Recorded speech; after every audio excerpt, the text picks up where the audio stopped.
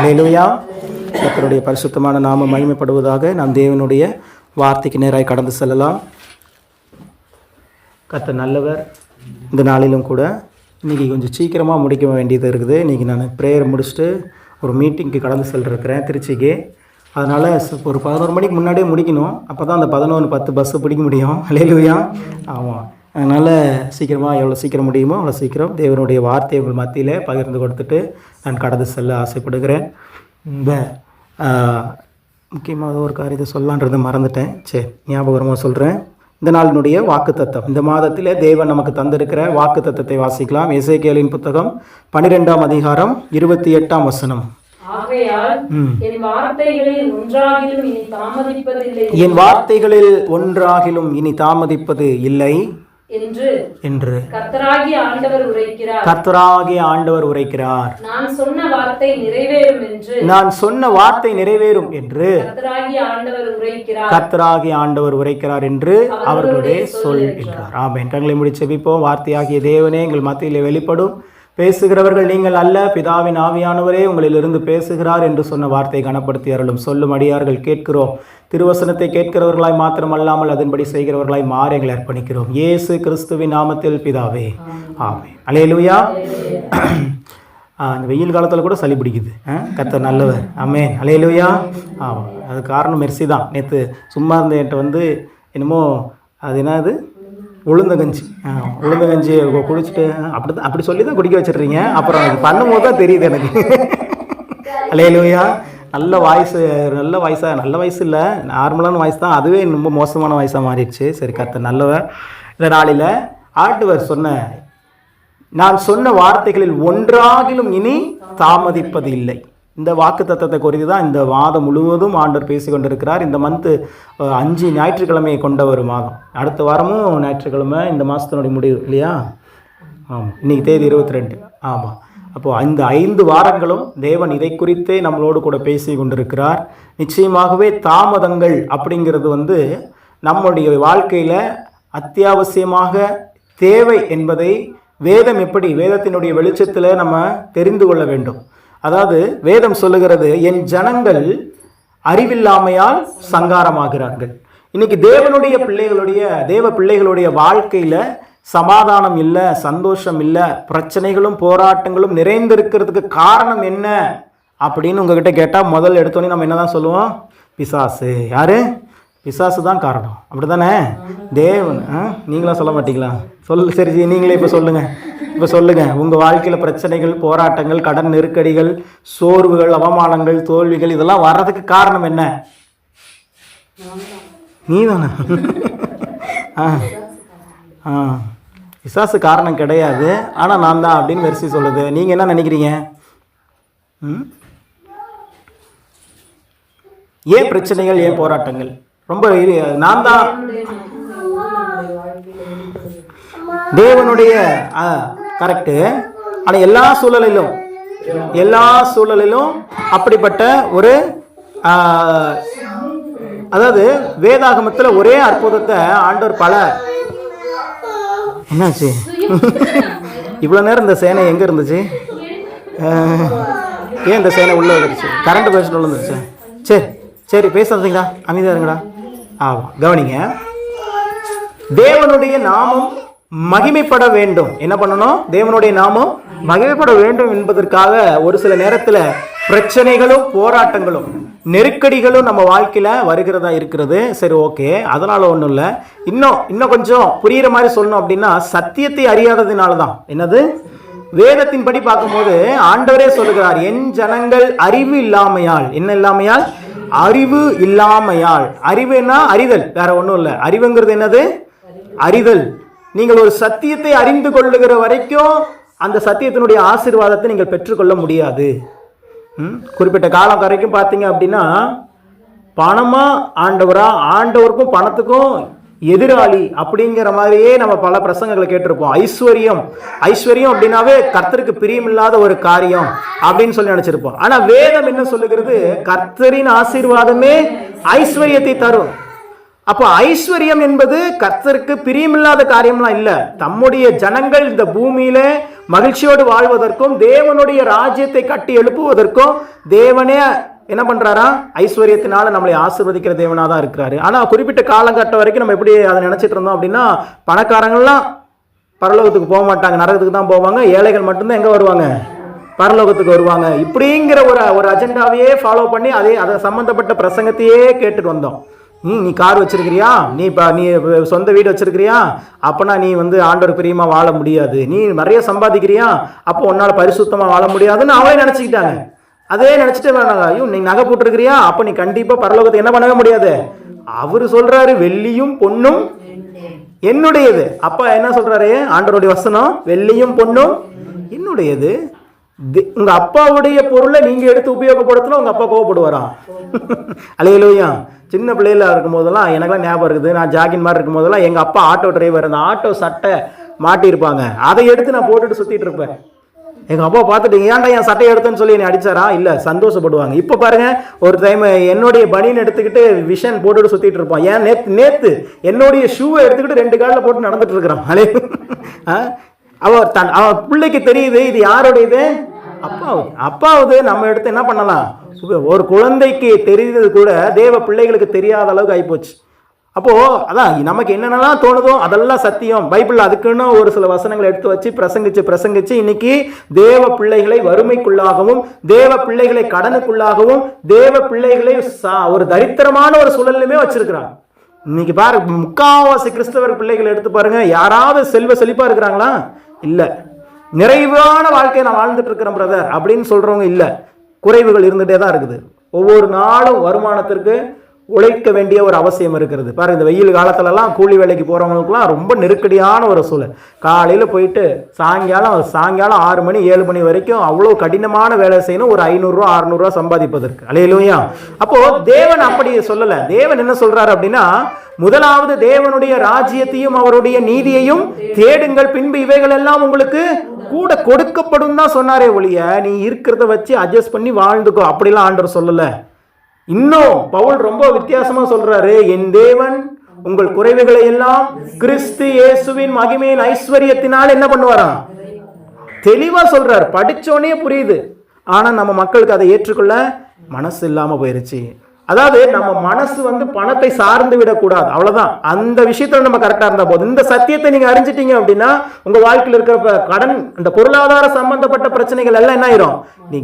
நீங்க பல டாக்டர்ஸ் இருக்கிறாங்க, ஒவ்வொரு இதயத்தை சம்பந்தப்பட்ட காரியத்தை பார்க்கறதுக்கு இப்ப இதயம் சம்பந்தப்பட்ட டாக்டர் இருக்கிறாங்க, கால் எலும்புகள் சம்பந்தப்பட்ட பிரச்சனைகளை பார்ப்பதற்கு அந்த டாக்டர் இருக்கிறாங்க. அப்போ நீங்கள் எந்த பிரச்சனையில் இருக்கிறீர்களோ அதற்குண்டான வேத வசனம் என்னங்கிறத முதல்ல பைபிள்ல இருந்து நீங்க என்ன பண்ணணும், எடுக்கணும். இப்போ உங்களுக்கு என்ன பிரச்சனை, உங்களுக்கு பண பிரச்சனை அப்படின்னா வேதம் ஐஸ்வர்யத்தை குறித்து, நன்மைகளை குறித்து, பரிபூரணத்தை குறித்து எங்கெல்லாம் எழுதப்பட்டிருக்குதோ அதெல்லாம் எடுத்து நீங்க வாசிக்கணும், அதெல்லாம் எடுத்து தியானிக்கணும். ஏன்னா உங்களுக்கு இப்ப அதுதான் பிரச்சனை அப்படிங்கும் போது அந்த வசனம் என்ன பண்ணும், அதை போய் ஹீல் பண்ணும். அல்லேலூயா.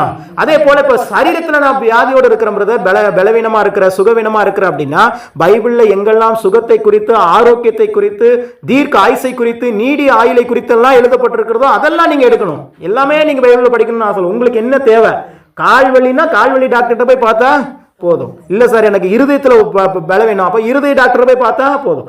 அங்க இருதய டாக்டர்கிட்ட போயிட்டு கால் எலும்பு தேய்மானம் ஆச்சுங்க பாருங்கன்னு சொன்னா பாப்பாரா? அப்போ பிரித்து கொள்ள வேண்டும். உங்கள் வாழ்க்கையில இந்த வேதாகமம் என்பது உங்கள் வாழ்க்கையில் இருக்கிற எல்லா பிரச்சனைக்குமான ஒரே தீர்வு இந்த வார்த்தை தான். அல்லேலூயா. அவர் தமது வார்த்தையை அனுப்பி தம்முடைய ஜனங்களை என்ன பண்ணுகிறாராம், விடுவிக்கிறார், குணமாக்குகிறார், சுகமாக்குகிறார். அப்போ அதனாலதான் நான் ஒவ்வொரு முறையும் திருவிருந்து எடுக்கும் போது சொல்லுவேன், இந்த சரீரத்துல வியாதி இல்லை, பலவீனம் இல்லை, நோய்கள் இல்லை என்று அறிக்கை செய்கிறேன். நான் அறிக்கை செய்வது போல நீங்களும் உங்களுடைய சரீரத்துல அறிக்கை செய்யும் போதுதான், நம்ம சயின்டிபிக்கலா சொல்லும் போது உங்களுடைய பிரெயின் இருக்குது பாருங்க, உங்களுடைய பிரெயின் நீங்க எதை சொல்றீங்களோ அதை அப்படியே என்ன பண்ணிரும், நம்பிரும், அக்செப்ட் பண்ணிக்கும். கடைசியில அதுவே அதனுடைய இதுவா மாறிடும். ஒரு யூடியூப்பில் ஒரு வீடியோவாக அதை போட்டிருந்தாங்க. ஒரு குறிப்பிட்ட ஒரு பெரிய மீன், ஒரு சுறா மீனை ஒரு பெரிய தொட்டிக்குள்ளே விட்டுருக்குறாங்க. அதுக்கு இடையில கண்ணாடியை வைத்திருக்கிறாங்க. கண்ணாடினா அந்த பக்கம் இருந்து அந்த பக்கம் நல்லாவே தெரியும், அந்த மாதிரி ஒரு கண்ணாடி வச்சிருக்கிறாங்க. அந்த பக்கம் நிறைய குட்டி மீன்களை விட்டுருக்குறாங்க. இந்த மீன் அந்த சுறா மீன் அந்த குட்டி மீன்களை பார்த்தோன்னே அதை சாப்பிடுவதற்காக போய் டப்புன்னு போய் இடிக்குது. அங்கே முன்னாடி கண்ணாடி இருக்கிறது அதுக்கு தெரியல, போயிட்டு கண்ணாடியில் இடிச்சு கீழே வெளியே வந்து விழுகுது. ஆனால் அந்த பக்கம் இருக்கிற அந்த குட்டி குட்டி மீன்கள்லாம் பயப்படாமல் இருக்குது. ஏன்னா அதுங்க வந்து எப்பயும் போல இருக்குது. ஆனால் இந்த சுறா மீன் மட்டும் போயிட்டு போய் சாப்பிடலான்னு போது போய் இடிக்குது, திரும்பி வந்துடுது. திரும்பி போய் சாப்பிடலான்னு போது இடிக்குது, திரும்பி வந்துடுது. இன்னொரு தடவை ரொம்ப ஃபோர்ஸாக போய் இடிச்சு காயமே ஆயிடுச்சு அந்த சுறா மீனுக்கு. இது அப்படியே வீடியோவில் போட்டிருந்தாங்க. காயமே ஆயிடுச்சு, ரத்தம் ஒழுகுது. உடனே அது என்ன பண்ணிருச்சு, இனி நம்ம பார்க்க தான் முடியும். அந்த சின்ன சின்ன மீன்கள் என்ன தான் பண்ண முடியும், பார்க்க தான் முடியும். அதை போய் நம்ம என்ன பண்ண முடியாது, சாப்பிட முடியாதுன்ட்டு இதுவே மைண்டில் முடிவு பண்ணிக்கிச்சு. முடிவு பண்ணோன்னே அந்த ஓனர் என்ன பண்ணுறாரு, அந்த இடையில இருக்கிற கண்ணாடியை எடுத்து விடுகிறார். இப்போ பார்த்தீங்க அப்படின்னா அந்த சுறா மீனை சுற்றி இந்த சின்ன மீன்கள் என்ன பண்ணுது, வருது. ஆனால் இந்த சுறா மீன் என்ன ஆயிடுச்சு மனசில், இதை சும்மா பார்க்க தாங்க முடியும், சும்மா நம்ம கடிக்க போனோம்னா நமக்கு தான் என்ன ஆகும், காயமாகும்னு சொல்லி கடைசியில் அது அமைதியாகவே இருக்குது. அல்லேலூயா. ஏன், அது மைண்டில் என்ன ஆயிடுச்சு, முடியாது, இனி நம்மளால என்ன ஆகாது, முடியாது என்று முயற்சி செய்தாலும் முடியாது என்று சொல்லி அது மைண்டில் ஃபிக்ஸ் ஆயிடுச்சு, அந்த பிரெயினில் ஃபிக்ஸ் ஆயிடுச்சு. அதே போல தான் நம்மளுடைய சரீரமும். நீங்கள் உங்களை குறித்து நீங்கள் என்ன நினைக்கிறீர்களோ அதுதான் உங்கள் வாழ்க்கையில் வெளிப்படும். அதுதான் உங்களுடைய பிரெயின் நம்பும். அதனால தான் அதுதான் உங்களுடைய பிரெயின் நம்பும். அப்போ உங்களை குறித்து எப்பவுமே நீங்கள் தாழ்வு மனப்பான்மையாக நினைக்க கூடவே கூடாது. உங்களுக்காக ஒருவர் விலையேற பெற்ற ரத்தத்தை சிந்தி இருக்கிறார், அவரால நீங்கள் ஜெயம் பெற்று இருக்கிறீர்கள். நீங்க போய் பிசாசு சண்டை போட்டு ஜெயிக்கல, உங்க சார்பா ஒருத்தர் ஜெயிச்சிருக்கிறார். அல்லேலூயா. ஜெயிச்சதுனால அந்த ஜெயத்தினால் உண்டான ஆசீர்வாதங்கள் நமக்குரியதா இருக்குது. இப்ப ஞாபகம் வந்துருச்சு, என்னமோ சொல்ல வரணும்னு சொன்னால அதுதான். நமக்கு 3ஆம் தேதி புனித வெள்ளி இல்லையா, புனித வெள்ளி அன்னைக்கு எப்பொழுதுமே நம்ம 7 வார்த்தைகளை வந்து சிலுவையில் சொல்லப்பட்ட அந்த 7 வார்த்தைகளை நம்ம தியானிப்போம். இந்த வருஷமும் அதே போல் நம்ம தியானிப்போம். அந்த வெள்ளிக்கிழமையில் நம்மளுக்கு எப்போதும் போல் இப்போ எப்படி இதே ப்ரேயர் டைமிங் தான், அதே காலையில் 9:30 11:30 மணி வரைக்கும் ஆராதனை நடக்கும். 7 வார்த்தைகள் நீங்கள் தான் பேச போகிறீங்க. அல்லேலூயா. ஒவ்வொருத்தருக்கும் ஒவ்வொரு வார்த்தை நான் சொல்கிறேன், யாருக்கு என்ன வார்த்தைன்னு சொல்லிட்டு அந்த வார்த்தையில் நீங்கள் பிரசங்கிங்க. மணியப்பாலாம் ஒரு வார்த்தையை சொல்லணும். முதல் வார்த்தை பவித்ரா, நோட் பண்ணிக்கோங்க. 2வது வார்த்தை அப்பா, டென்னிஸ் அம்மாவுடைய அப்பா. 3வது வார்த்தை அம்மா. 4வது வார்த்தை மணியப்பா. 5வது வார்த்தை மெர்சி.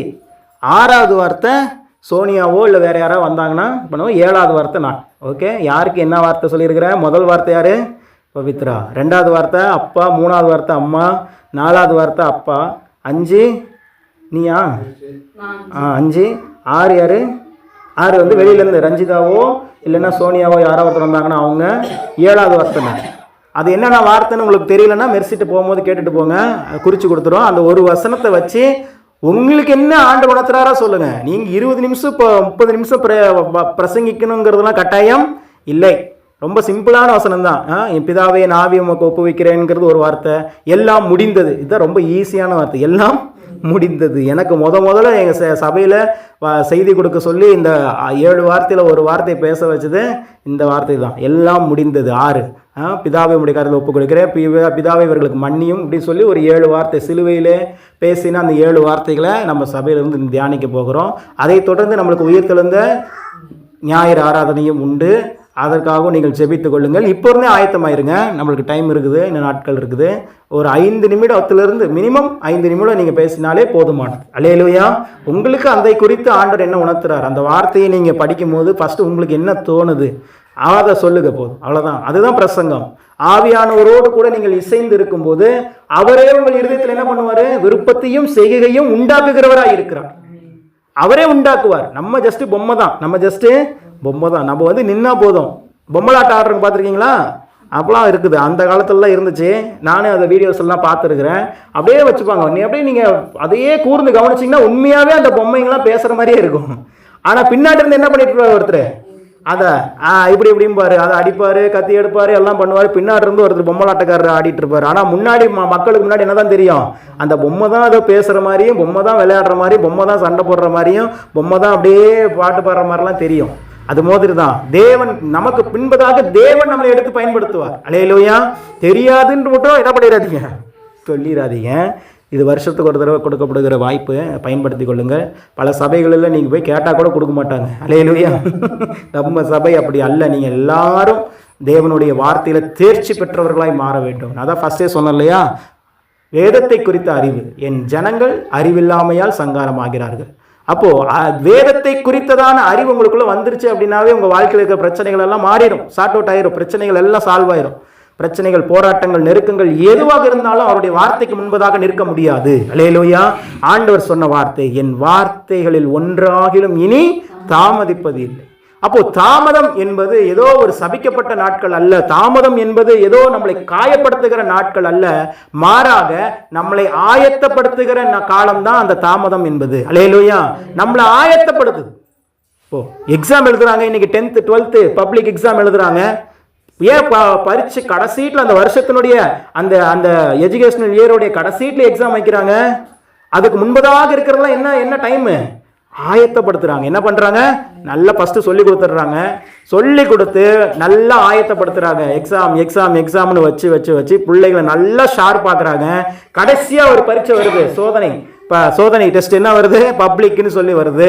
அங்கே போயிட்டு இந்த ஒரு வருஷம் ஃபுல்லாக நம்ம என்ன படித்தோமோ, இந்த ஒரு வருஷம் ஃபுல்லாக நம்ம எப்படியெல்லாம் ஆயத்தப்படுத்தப்பட்டோமோ அதனுடைய பலனை என்ன பண்ண போகிறோம், அங்கே எழுதி பெறப்போகிறோம். அதே போலதான் தேவனுடைய பிள்ளைகளுக்கும் தேவன் ஒரு சில காலங்களை வைத்திருக்கிறார்.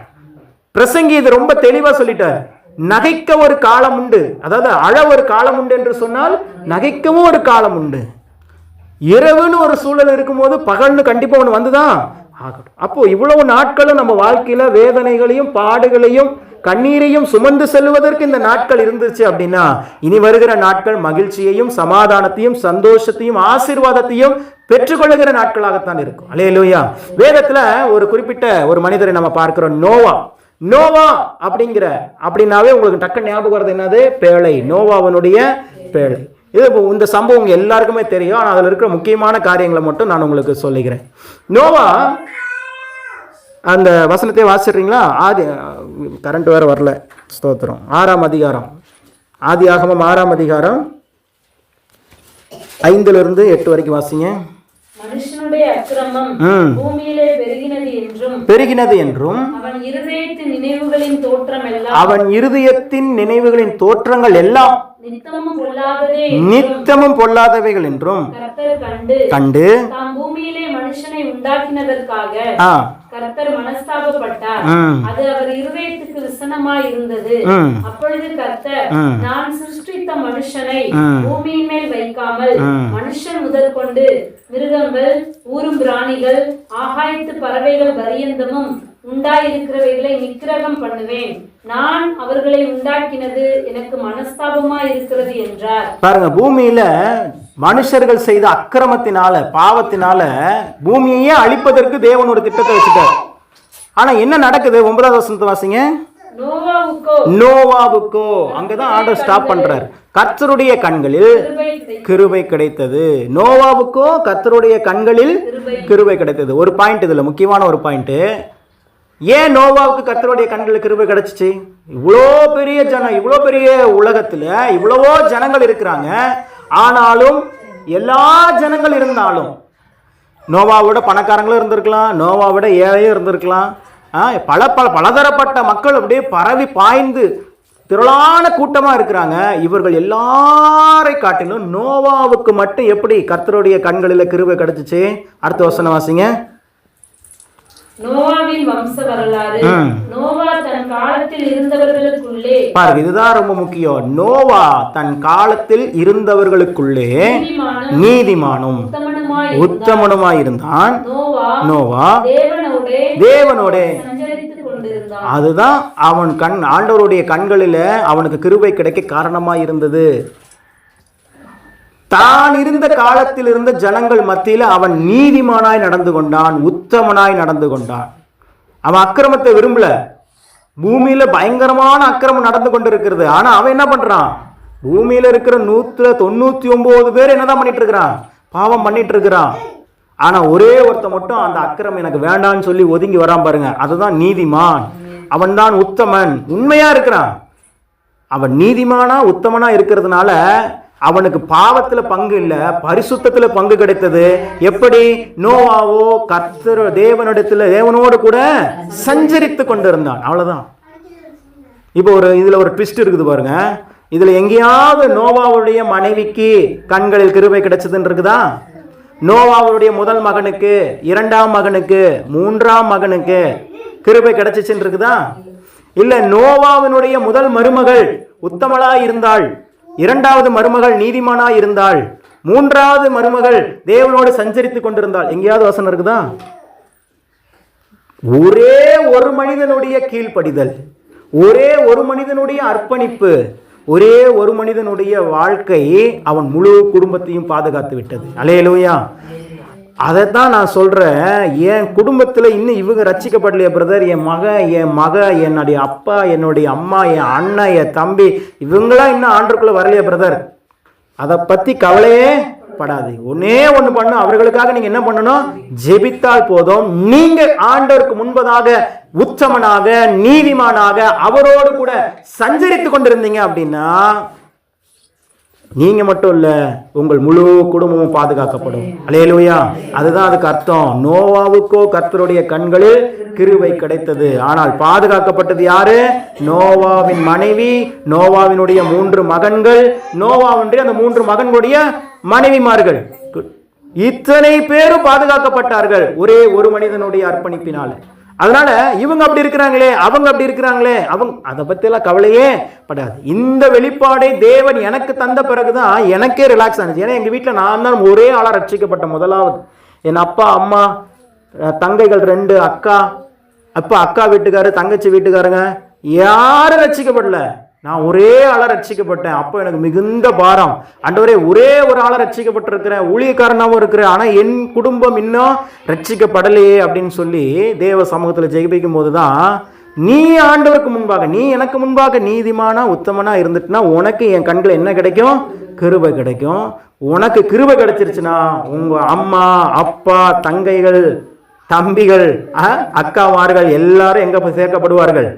பரலோகத்தில் சேர்க்கப்படுவார்கள். அப்போ அவங்களாம் ரட்சிக்கப்பட வேண்டியது இல்லையா பிரதர்? அவங்களாம் ஞானஸ்தானம் எடுக்க வேண்டியது இல்லையா? எடுப்பாங்க. சூழல்கள் வரும். அவர்களுக்குன்னு ஒரு நாட்கள் ஆண்டவர் குறித்து வைத்திருப்பார். ஆண்டவருக்கு முன்பதாக தேவனுடைய கிருபை பெற்றுக்கொண்டானா அவனுடைய தாயார் ரட்சிக்கப்படுவதற்கென்று ஒரு நாள், தகப்பனார் ரட்சிக்கப்படுவதற்கென்று ஒரு நாள், தங்கைகள் ரட்சிக்கப்படுவதற்கென்று ஒரு நாள், அக்கா ரட்சிக்கப்படுவதற்கென்று ஒரு நாள், அவருடைய சந்ததி ரட்சிக்கப்படுவதற்கென்று ஒரு நாளை தேவன் குறித்து வைத்து இருக்கிறார். நீங்கள் ரொம்ப தெளிவா இருக்கணும், ரொம்ப கான்பிடண்டா இருக்கணும். ஒரு நாள் நீங்க ஒரு ஆளா பரலோகத்துக்கு போகும்போது இல்ல, நீங்கள் குடும்பமாகத்தான் பரலோகத்தை என்ன பண்ண போறீங்க? சுதந்திரித்துக் கொள்ள போகிறீர்கள். அல்லேலூயா, அல்லேலூயா. அதனால எதை குறித்தும் தேவ பிள்ளைகள் இந்த அதான் சொல்ற, ஒவ்வொரு சத்தியத்தை நீங்க அறிய அறிய அறியதான் உங்க மனசுல இருக்கிற பயம் வெளியே போகும், குழப்பங்கள் வெளியே போகும். ஒரு சிலர்லாம் எனக்குலாம் ஃபோன் அடிச்சு, நான் ஹோசனா டிவின்னு சொல்லி ஒரு டிவியில் ஆப்ரேட்டராக ஒர்க் பண்ணிட்டு இருக்கும்போது அப்போ 24 மணி நேரம் ஜெப உதவிக்குன்னு சொல்லி என்னுடைய ஃபோன் நம்பர் போட்டிருப்பாங்க. அதனால எனக்கு ஃபோன் வந்துகிட்டே இருக்கும். டிவியில் பார்க்குறவங்கலாம் ஃபோன் பண்ணி கேட்பேன். வயதான தாய்மார்கள்லாம் ஃபோன் அடிச்சு அப்படியே அழுவாங்க, என் பிள்ளை ரட்சிக்கப்படல பிரதர், எப்படியா ரட்சிக்கப்படணும் பிரதர், ப்ரேயர் பண்ணுங்க பிரதர். அப்பெல்லாம் எனக்கு இந்த வெளிப்பாடு தெரியாது. நானும் பாரத்தோடு ஜெபிச்சுட்டு இருப்பேன். ஆண்டவரே, எப்படியாவது அந்த தாயார் இவ்வளோ அழுகுறாங்களே, இதுக்காகவாது அவங்க மகளை நீங்கள் தொற்றக்கூடாதா? இதுக்காகவாது அவங்களுடைய மகனை நீங்கள் தொற்று ஜெபம் அவங்கள ரட்சிக்க கூடாதா அப்படின்னு சொல்லலாம். அப்படிலாம் சொல்லி நான் ஆண்டோட சமூகத்தில் ஜெபிச்சிருக்கிறேன். அப்புறம் தான் ஆண்டு அந்த வெளிப்பாடு கொடுத்த பிறகு தான் தெரிஞ்சுக்கிட்டேன். நீங்கள் ஆண்டவருக்கு முன்பாக சரியா இருந்தீங்கன்னா போதும். அவங்களுக்குன்னு ஒரு நாள் குறிக்கப்பட்டிருக்குது. அவர்கள் கட்டாயம் ரட்சிக்கப்பட்டுவார்கள். நோவா சாட்சி. அல்லேலூயா. இதுல ஏதாவது கொஞ்சம் மிஸ்டேக் ஆனிச்சுன்னா நோவா ஃபேமிலி அங்க போயிட்டு அரெஸ்ட் பண்ணிடலாம். நம்ம அங்க பரலோகத்தை போயிட்டு, அது எப்படி நோவாவுக்கு தான் கர்த்தருடைய கண்களை கிருபை கிடைச்சிச்சு, ஃபேமிலியை ஃபுல்லா கொண்டு வந்து வச்சிருக்கிறீங்க. ஏன் எனக்கு கிருபை கிடைச்சிருச்சுன்னா அப்ப என்னுடைய ஃபேமிலி ஃபுல்லா எங்க தான் இருக்கணும்? அங்க இருக்கணும். அல்லேலூயா. தேவ வார்த்தை நீங்க அறிய ஆரம்பிச்சிட்டீங்கன்னா உங்களுக்குள்ள தைரியம் வந்துடும். இந்த வார்த்தை உங்களுக்குள்ள தைரியத்தையும் நம்பிக்கையும் கொடுக்க ஆரம்பிச்சிடும். நோவாவுக்கோ கர்த்தருடைய கண்கள் கிருபை கிடைத்தது. அவன் நீதிமானாய் உத்தமனாய் இருந்தான். அவன் தேவனோடு சஞ்சரித்து கொண்டிருந்தான். அதுதான் ரொம்ப ரொம்ப இப்போ இருக்கிற சூழல்ல நமக்கு தேவையானது. தேவனோடு சஞ்சரிக்கிற ஒரு அனுபவம், தேவனோடு சஞ்சரிக்கிற ஒரு அனுபவம் மட்டும் உங்களுக்கு கிடைச்சிருச்சுன்னு வச்சுக்கோங்களேன், இந்த உலகத்தில் இருக்கிற பிரச்சனைகள், போராட்டங்கள்லாம் ஒரு பொருட்டாகவே தெரியும். ஒவ்வொரு விஷயத்திலும் ஆண்டவர் உங்களுக்கு சொல்லி சொல்லி வழி நடத்துவார். உங்களால் அவருடைய குரலை கேட்க முடியும். வசனமே சொல்லுகிறது, நீங்கள் வலது பக்கம் இடது பக்கம் சாயும் போது வழி இதுவே என்று சொல்லுகிற சத்தம் உங்கள் காதுகளில கேட்கும். பரிசுத்த ஆவியானவர் அப்படி உங்களை வழி நடத்துவார். செம்மையான வழியில் என்ன பண்ணுவாராம்? வழி நடத்துவார். நோவா அப்படிதான் நடத்தினார். இப்ப என்ன ஆயிடுச்சு? பூமியில இருக்கிற எல்லா பாவம் செஞ்சு அக்கிரமம் செஞ்சு துணிகரமா ஆண்டவருக்கு பிரியமில்லாம நடந்துட்டு இருக்கிறாங்க.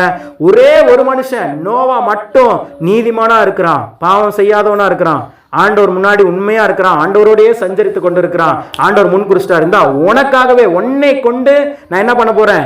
ஒரு புதிய பூமியே என்ன பண்ண போறேன்? ஒரு புதிய ஆரம்பத்தையே உனக்கு கொடுக்க போறேன்னு சொல்லி அவனுக்கு ஒரு டாஸ்க கொடுக்கிறாரு, அவனுக்கு ஒரு ஒர்க்கை கொடுக்கிறாரு. ஒரு பேழையை என்ன பண்ணு, கட்டு அப்படின்னு சொல்லி. எதுக்காக அந்த பேழை? எதுக்காக அந்த பேழை? பாதுகாக்கப்படணும், வேற ஒண்ணும் இல்லை. ஒரு மிகப்பெரிய ஜல பிரளயம் வரப்போகுது. ஆண்டவர் அறிவிக்கிறார். மிகப்பெரிய பெருமழை பெய்து பூமியே அந்த தண்ணி நிரப்ப போகுது. அதனால என்ன நடக்க போகுது? எல்லாரும் அழிக்கப்பட போகிறார்கள்.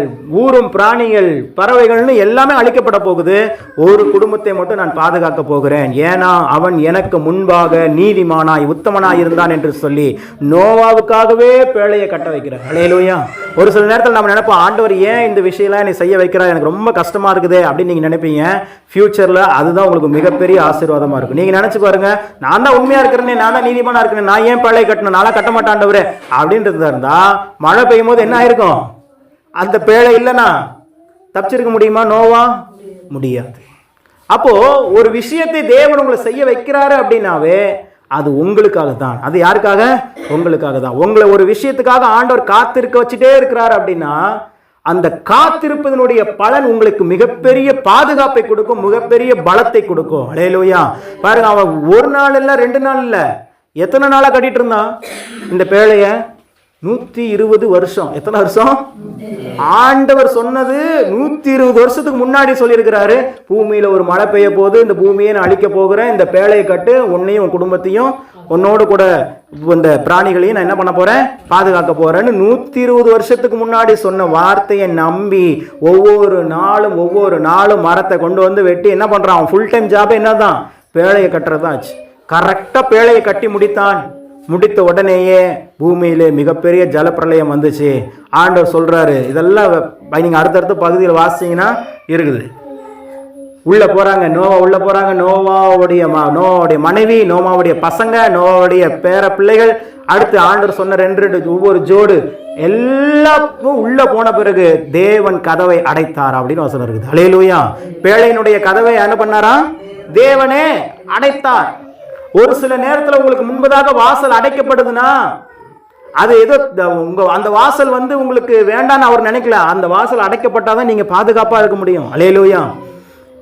அப்போ அதை குறித்து ஒரு வீடியோ பார்த்தேன். ஒரு ஒரு ஒரு ஒரு சும்மா ஒரு நாடகம் மாதிரி ஒரு விஷயம். இயேசு நிற்கிறாரு, அதுக்கு முன்பதாக நேர் எதிர்த்தாப்புல பிசாசு நிற்கிறான். அந்த ஆண்டு ஒரு பெரிய மறைவு செவர் இருக்குது. அங்கிருந்து ஒரு தேவப்பிள்ளை நடந்து வர்றான்.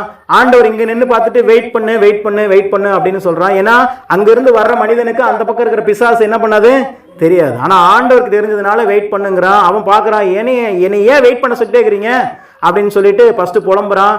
நீ கொஞ்ச நேரம் வெயிட் பண்ணு அப்படின்னு சொல்றாங்க. அப்புறம் அவன் திருப்பி உட்காந்துருக்கிறான். அப்புறம் கொஞ்ச நேரம் திருப்பி எந்திரிச்சு சரி இப்போ போறேன் அப்படின்னு சொல்லிட்டு அவன் கிளம்பி வரான். அப்புறம் திரும்ப ஆண்டவர் பார்த்துட்டு அவனை இல்லை இன்னும் நீ வெயிட் பண்ணு அப்படிங்கிறாரு.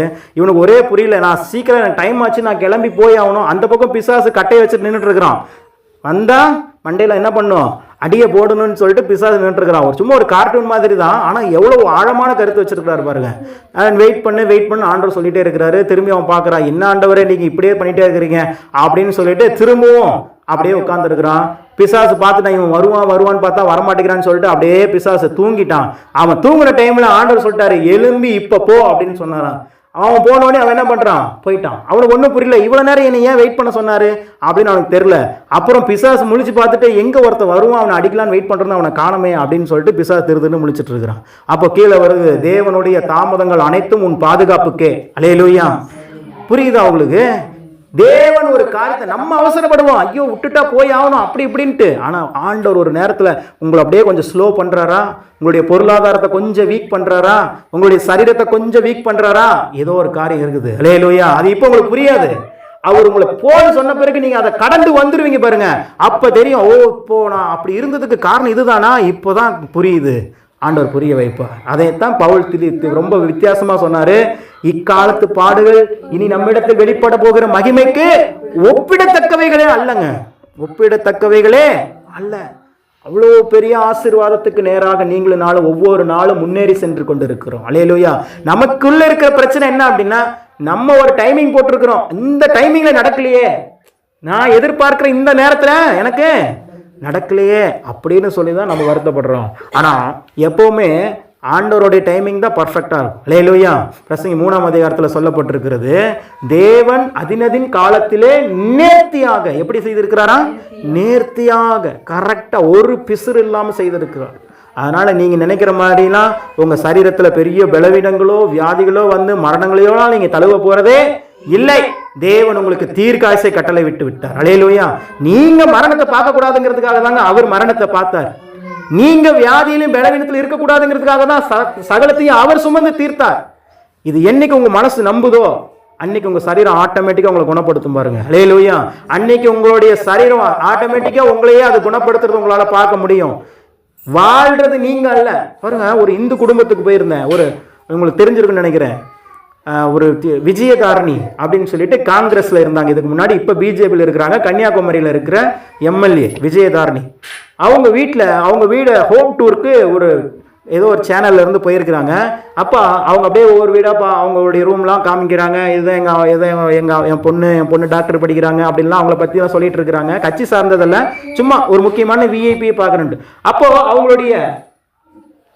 அவங்களுடைய வீட்டுக்கு அவங்களுடைய அந்த என்ன சொல்றது சாமி அறைக்கு அந்த உள்ள காமிக்கிறாங்க. அந்த பலவிதமான நிறைய சாமி படங்கள் வைக்கப்பட்டிருக்குது. நீங்க நம்ப மாட்டீங்க, அந்த சாமி படங்களுக்கு நடுவுல மிகப்பெரிய ஒரு கண்ணாடி வைக்கப்பட்டிருக்குது. அப்போ அந்த இது கேட்குறாரு, அந்த பொண்ணு கேட்குது, மேடம் இங்கே சாமி படம்லாம் வச்சிருக்கிறீங்க, ஓகே, இவ்வளோ சாமி படம் வச்சிருக்கிறீங்க, நீங்கள் இவ்வளோ கடவுள் பக்தியாக இருக்கிறீங்க, ஓகே, கண்ணாடி ஏன் மேடம் இங்கே வச்சிருக்கிறீங்க அப்படின்னு சொல்லி கேட்டால் அப்போ சொல்கிறாங்க, தெய்வம் வெளியே எங்கே இல்லை, யாருக்குள்ளே தான் இருக்குது, நமக்குள்ளே தான் இருக்குது. அப்போ நான் சாமி படத்துக்கு போய் முன்னாடி நின்று நான் கண்ணை திறந்து பார்க்கும்போது, நான் என்னையவே பார்க்கும்போது, நான் எனக்குள்ளே இருக்கிற தெய்வத்தன்மை என்ன ஆகும், வெளிப்படும் அப்படிங்கிறாங்க. அல்லேலூயா. இதை தான் தேவன் வார்த்தையில் சொல்லியிருக்கிறார். இனி வாழ்வது நான் அல்ல, கிறிஸ்துவே என்னில்.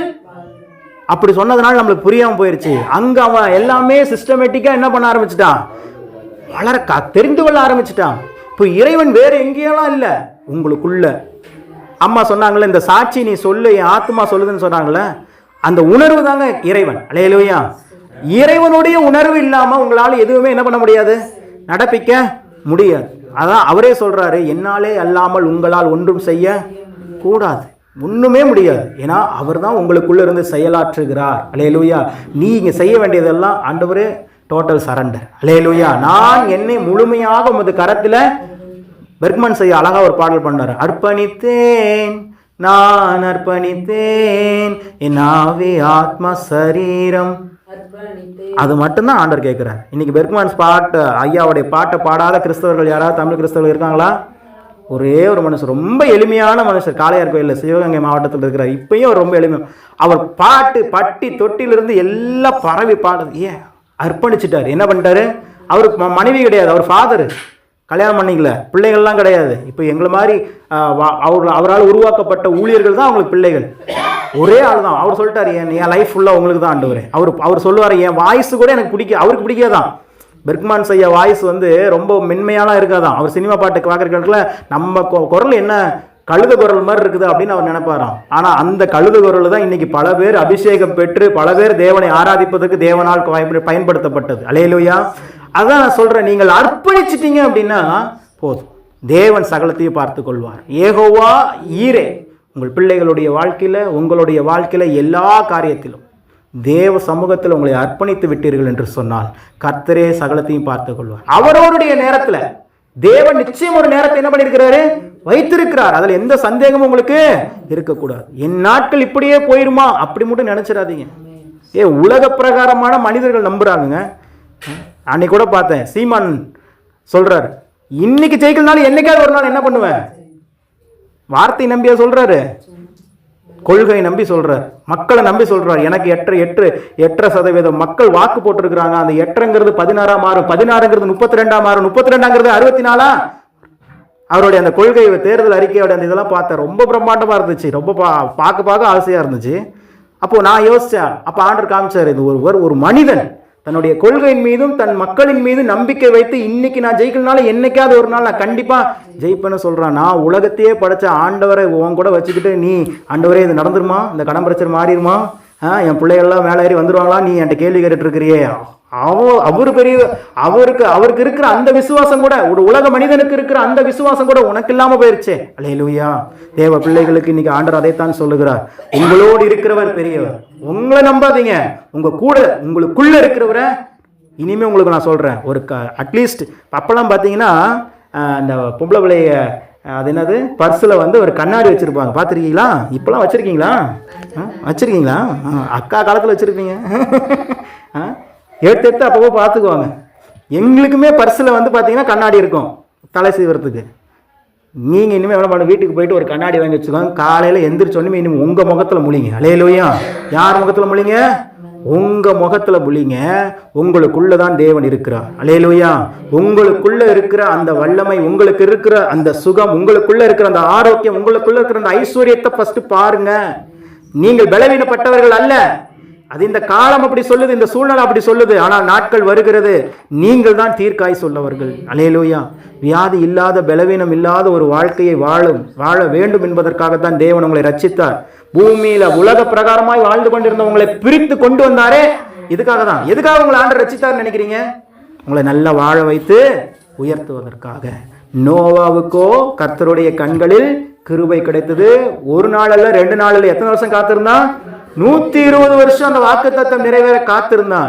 இன்னைக்கு வரைக்கும் அவன் காத்திருந்த அந்த 120 வருஷம் இன்னைக்கு கிட்டத்தட்ட அதுக்கப்புறம் 6000 வருஷம் 7000 வருஷம் ஆச்சு. இன்னைக்கு வரைக்கும் நோவாவை குறித்து நாம் வேதத்தில் பேசிக்கொண்டே இருக்கிறோம். அல்லேலூயா. அதனால நீங்கள் காத்திருக்கிற நாட்கள் அது வேஸ்டான நாட்கள் அல்ல, அதை உங்களை உருவாக்குகிற நாட்கள். அது உங்களுடைய ஆசீர்வாதத்துக்கு நேராக உங்களை பயணம் செய்ய வைக்கிற ஒரு நாட்கள். இங்கிருந்து அரியலூர் போகணும், எவ்வளவு நேரம் ஆகும்? குறைஞ்சபட்சம் 2 வீலர்ல போனா 45 நிமிஷம் ஆகும். இல்லை சார், நான் 5 நிமிஷத்தில் இங்கேருந்து அரியலூர் போனால் போக முடியுமா? முடியாது. ஆனால் பயணத்தை தொடங்குனீங்கன்னா கண்டிப்பாக ஒரு நாள் என்ன பண்ணிடலாம், நீங்கள் 45 நிமிஷத்தில் 2 வீலரில் போயிடலாம். அதே போல தான் உங்களுக்கென்று தேவன் ஒரு ஆசீர்வாதத்தை வைத்திருக்கிறார். உங்கள் பிள்ளைகளுக்கான ஆசீர்வாதம், உங்களுடைய எதிர்காலத்துக்கான ஆசீர்வாதம் எல்லாவற்றையும் தேவன் வைத்திருக்கிறார். நாம் ஒவ்வொரு நாளும் அதை நோக்கித்தான் பிரயாணம் செய்து கொண்டு இருக்கிறோம். அல்லேலூயா. அதை மட்டும் நீங்கள் புரிந்து கொண்டால் போதும். நோவா 120 ஆண்டு அந்த பேழையை செய்து கொண்டு அந்த பிரயாணத்தை தொடங்கி போயிட்டே இருந்தான். நடந்தது என்ன? அவன் முழு குடும்பமும் பாதுகாக்கப்பட்டது. அவன் மட்டும் கொஞ்சம் மிஸ்டேக்கா எங்கேயாவது ஓட்ட வர மாதிரி கட்டியிருந்தானே வச்சுக்கங்க, மழை வந்ததுக்கு என்ன ஆயிருக்கும்? உள்ள வந்திருக்கும். ஆனா அவ்வளோ பெரிய மழையில ஒரு இடத்துல கூட ஓட்ட இல்லாத அளவுக்கு பர்ஃபெக்டா கட்டி முடிச்ச அந்த நேரத்துல கர்த்தர் அருமையாக அந்த பேழையை ஆயத்தப்படுத்துவதற்கு நோவாவுக்கு ஒரு ஒர்க்கை கொடுத்திருந்தாரு. முடிவு அவனுடைய பாதுகாப்பு. இன்னைக்கு வரைக்கும் நாம் நோவாவினுடைய சந்ததியாக தான் இருக்கிறோம். காம், சாம், ஏபேத் இருக்காங்களா 3 பேர். அந்த 3 பேர்த்துல யாரோ ஒருத்தருடைய சந்ததி தான் நம்ம எல்லாருமே. அந்த 3 பேருடைய ஒருத்தருடைய சந்ததியிலிருந்து தான் ஆபிரகாம் வருகிறார், தாவீது வருகிறார், யோசேப்பு வருகிறார், இயேசுவே அந்த சந்ததியிலிருந்து தான் வருகிறார். அல்லேலூயா. ஒரே ஒரு மனிதனுடைய கீழ்ப்படிதல், ஒரே ஒரு மனிதனுடைய அர்ப்பணிப்பு, ஒரே ஒரு மனிதனுடைய விசுவாசம். இன்னைக்கு நான் சொல்றேன், உங்க குடும்பத்துக்கு நீங்க தான் தலை. அல்லேலூயா. நீங்கள் தான் விசுவாசம். உங்களை வைத்துதான் தேவன் என்ன பண்ணுவார்? உங்க குடும்பத்தில் இருக்கிற ஒவ்வொருவருக்கும் ஆசீர்வாதத்தை அனுக்கிரகம் பண்ணுவார். ஆகவே ஆண்டவருடைய சமூகத்தில், ஆண்டவரே இந்த தாமதத்தின் நாட்கள் எனக்கு ஆசீர்வாதத்தின் நாட்கள். சொல்லுங்க, தாமதத்தின் நாட்கள் ஆசீர்வாதத்தின் நாட்கள், ஆயத்தப்படுத்துகிற நாட்கள். அல்லேலூயா. அதனால தாமதத்தை குறித்து கவலைப்படாதீர்கள். இனி ஒரு வார்த்தையும், அவர் பேசின ஒரு வார்த்தையும் இனி தாமதிப்பதில்லை. கண்களை மூடி நாம் செபிப்போம். வார்த்தையாகிய தேவனே, உமது நாமத்திற்கு மகிமை செலுத்துகிறோம். இந்த நாளிலே நீர் எங்களோடு பேசின உமது வார்த்தையின்படியாகவே நாங்கள் நன்றி செலுத்துகிறோம். ஆண்டவரே, இந்த நாளில் நோவாவுக்கு உம்முடைய கண்களிலே கிருபை கிடைத்தது. அந்த கிருபையினால ஆண்டவரே அவன் முழு குடும்பமும் பாதுகாக்கப்பட்டது. அவன் 120 ஆண்டுகள் பாதுகாத்து ஆண்டவரே அந்த பேழையை கட்டினான். அந்த தாமதத்திற்கான ஆசீர்வாதத்தை அவன் முழு குடும்பமும் பெற்றுக்கொண்டது போல இந்த நாளில் இந்த வார்த்தையை கேட்டுக்கொண்டிருக்கிற இங்கே இருக்கிற ஒவ்வொருவரும் எத்தனையோ நாட்கள் ஆண்டவரே உம்முடைய சமூகத்தில் உம்முடைய நன்மைகளை பெற்றுக்கொள்ள, ஆசீர்வாதங்களை பெற்றுக்கொள்ள காத்திருக்கிறாங்க. இது தாமதங்கள் அல்ல. இந்த தாமதத்தின் நாட்கள் இவர்களை ஆயத்தப்படுத்துகிற நாட்கள், நீர் ஆசீர்வதிக்கிற நாட்கள், ஆசீர்வாதத்திற்கான பிரயாணத்தின் நாட்களாக இந்த நாட்கள் இருக்கிறது. அதற்காக நன்றி செலுத்துகிறோம்.